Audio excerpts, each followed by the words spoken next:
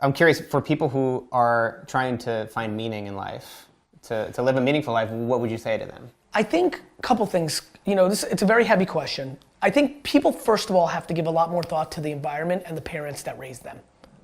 There's a lot of answers in there, like a lot.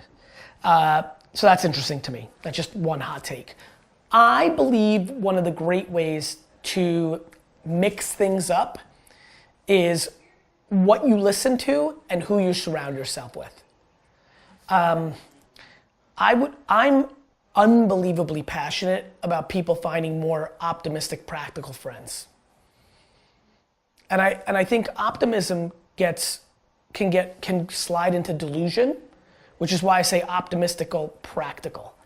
It's funny, as you were talking about minimalism, it's so interesting that you're the first person to ever say it to me that I can recall, and it feels very real to me. I don't have outside things kind of driving me, and that's what leads me to a lot of happiness. And so I would say auditing your circle. If somebody wants a meaningful life, live a meaningful life, just get happier.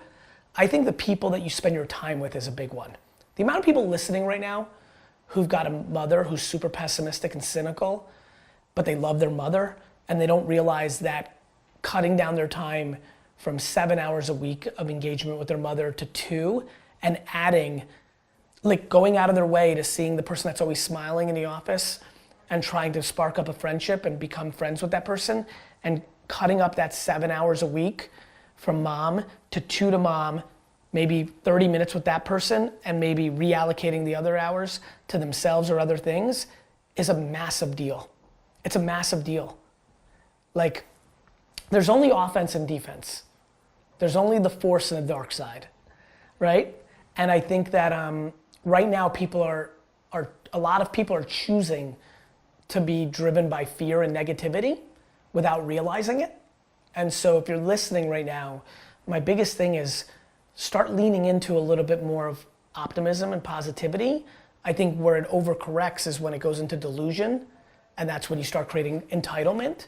And that is the tightrope that I've been talking about, thinking about, watching.